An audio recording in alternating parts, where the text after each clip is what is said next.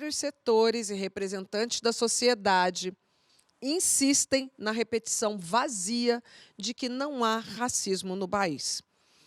Jamila, o que falta para a gente falar sério, mais sério, muito sério sobre esse assunto? Como você falou bem, Astrid, a gente está num momento de negacionismo, né, de várias formas, e agora também o negacionismo do racismo, sobre que vem, inclusive, de quem deveria pensar políticas públicas de enfrentamento ao racismo. É mais uma estratégia para esvaziar esse debate, para tentar colocar esse debate mais uma vez no Brasil de escanteio. A gente não pode esquecer que a gente vem de um país que carrega um histórico de romantização da escravidão, que dizia que a escravidão foi mais branda, que criou o mito da democracia racial, essa ideia romântica do não conflito racial no Brasil. E aí, fruto de lutas dos movimentos negros, de intelectuais negros, historicamente, para combater essa visão e para dizer que o racismo é uma estrutura, que estrutura todas as relações sociais. E agora a gente tem aí no Executivo Federal, mais uma vez, essa tentativa de negar o racismo como uma estrutura, e é uma estratégia, né? Se não existe racismo, para que vamos pensar medidas de enfrentamento ao racismo, inclusive de um projeto político que precariza, infelizmente, ainda mais as vidas negras. O que a gente tem que deixar claro é que os próprios governos nos dão os números que mostram a existência do racismo. Nós somos uma população de maioria negra, 56% são negros, 74% das vítimas de homicídio doloso são negros. 8 entre 10 mortos pelas polícias são negros ou pardos. Então, a gente só vai conseguir uma solução para o problema na hora que a gente encarar de frente a existência do problema. É como se a gente estivesse doente. Para tratar essa doença, a gente precisa falar, sim, estou doente, me dá esse remédio, né? E a gente não consegue chegar nesse ponto. Mas a população tem uma responsabilidade muito grande na virada desse jogo. Você não acha, Djamila? Com certeza, Astrid. Eu acho que por mais que a gente esteja enfrentando aí momentos de retrocesso politicamente, não dá para negar que a sociedade civil, de maneira geral, a gente tem colocado esse tema em debate. Acho que nunca se falou tanto sobre racismo no debate público. Eu acho que as pessoas, de alguma maneira, estão acordando para essa questão, né? A gente está aqui conversando sobre o Saia Justa já há muito tempo, trata desses temas tão fundamentais, mas a gente vê cada vez mais um número maior de pessoas despertando para essa questão. Eu acho que isso tem a ver também, a gente não pode negar, por exemplo, na última Flip, dos 5 autores mais vendidos, 4 eram negros, né? Grada Quilomba, Calaf, Palanga, uma série de autores. Eu acho que as pessoas estão começando a entender a importância de ler autores e autoras negras e de refletir sobre isso. Claro que temos um longo caminho pela frente ainda, mas o fato de a gente conversar sobre no debate público é uma prova de que alguma coisa se acendeu aí na cabeça das pessoas, que entendeu a importância de falar desse tema com a seriedade que ele merece. Isso que a Djamila falou, uma fala cirúrgica, né? Acho que também tem muito essa coisa desse mito do brasileiro cordial também. A gente acha que a gente é extremamente cordial, isso é uma coisa que acaba muito prejudicando. E são tantas sutilezas, o racismo é uma parada tão sutil e tão escancarado ao mesmo tempo, que ontem, dia 24 de novembro, eu chamei um carro de aplicativo, pedi o carro mais top, digamos assim, do aplicativo, e aí a gente recebe aquela mensagem que o carro está chegando, né? Então eu saí do prédio e fiquei esperando na calçada. E a 3 metros de mim tinha uma moça branca que nem estava tão arrumada, estava com uma roupa de caminhada, parada também esperando um carro, suponho eu. O motorista passou por mim, olhou, seguiu em frente e parou na frente dela e falou: "Senhora Gabriela?" Ela falou: não, eu não pedi não, eu pedi um táxi, eu tô esperando ali, chegou ali meu táxi, atravessou a rua. Aí ele ficou parado, nem deu ré. E aí eu olhei assim, fiquei assim, respirei fundo.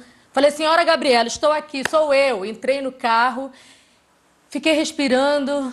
Aí acabou, reportei ao aplicativo, mas a gente vê como é que essa nuance, né? Como é que essa parada tão sutil, assim, que traz essa coisa do negacionismo que a Djamila falou, que é super importante, que talvez muita gente venda esse... Tá, mas e aí, qual foi o racismo? É simplesmente por achar que uma mulher negra não pode tá usando um carro de luxo.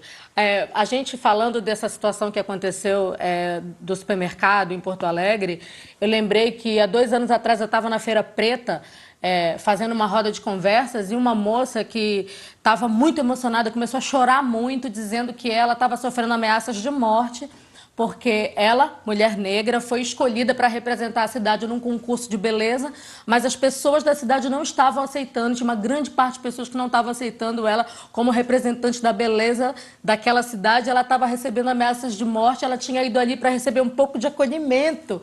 Então, olha só, são tantas nuances, são tantas coisas, e essa mesma empresa de supermercados, no dia 20 de agosto, em Recife, um funcionário morreu e foi coberto por guarda-sóis, e a empresa continuou, a loja continuou funcionando, sabe? Então a gente tem que falar muito dessa questão que aconteceu com o João Alberto, dessa coisa da empresa, dessa coisa da estrutura, do treinamento, da segurança, da inclusão.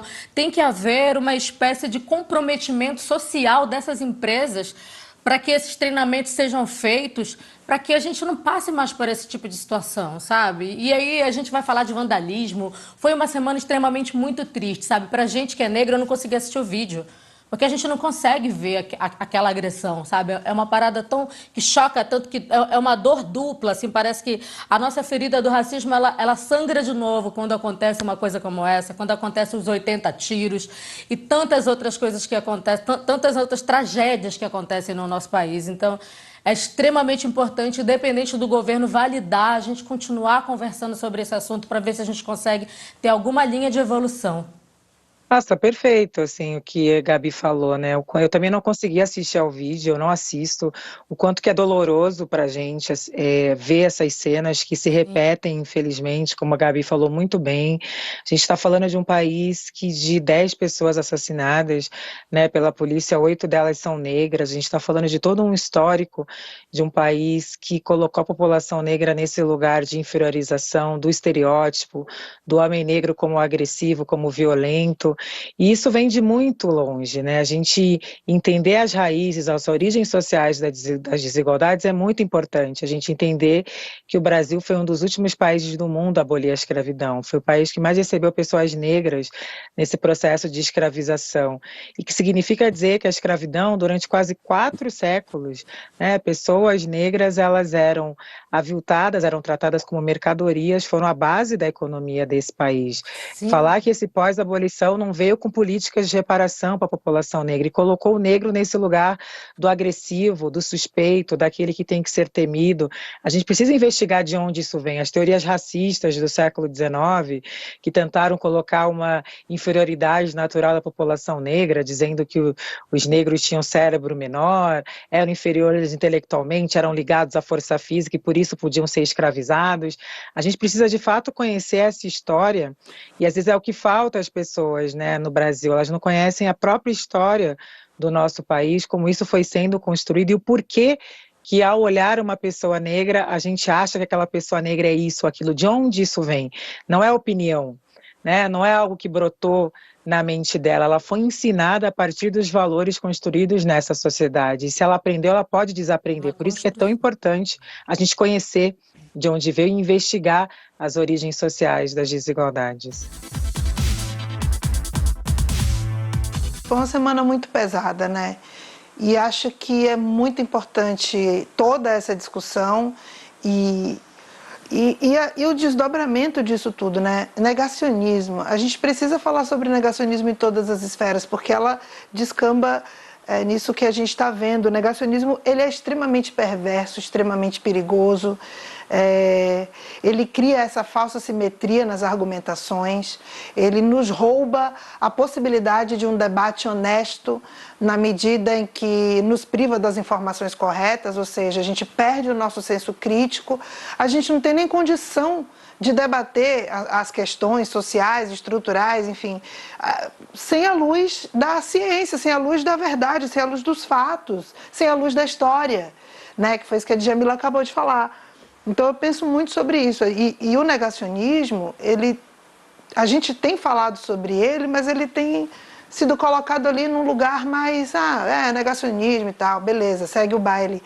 Gente, é muito perverso.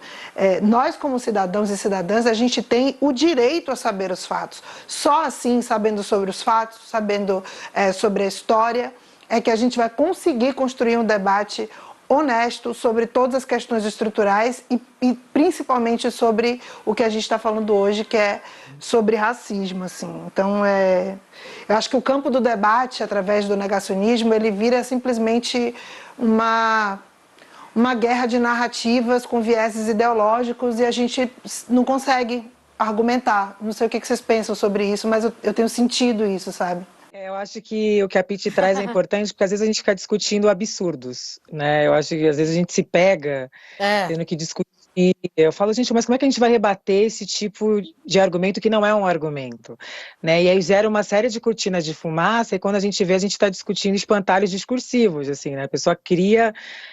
não, mas não existe racismo. A gente tem que falar, não, existe racismo. Então, às vezes, eu acho que também tem aí uma estratégia de certos grupos de trazer aí algumas conversas, de esvaziar alguns debates propositadamente, e às vezes, para mim, hoje é uma estratégia, assim, às vezes eu não vou responder aquilo, eu vou falar desse tema de uma outra forma, porque às vezes, de fato, tem pessoas, eu acredito, que não tiveram contato com esse tema, e aí a gente tem que dialogar sim, eu acho que é necessário a gente ter uma generosidade.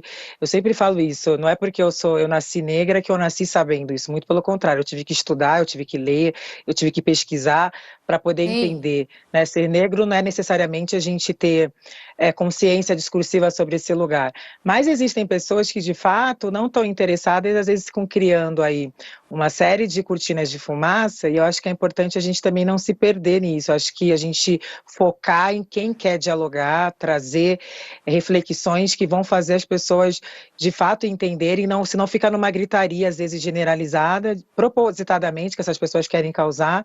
E eu acho que é importante a gente usar essa energia, como diz a Grada Quilomba, focar a energia no lugar certo para as pessoas que de fato querem dialogar, querem aprender, e não essas que às vezes ficam propositadamente, deliberadamente, colocando argumentos no absurdo que não tem nem como a gente rebater, né, certas barbaridades. Super concordo, e que bom ver você falando essencial. isso, porque é óbvio que foi feito de propósito. Na hora que se coloca um racista, por exemplo, na Fundação Palmares, só para falar, para fazer provocações, é isso que quer. Então não ouça mais. Não vamos ouvir mais.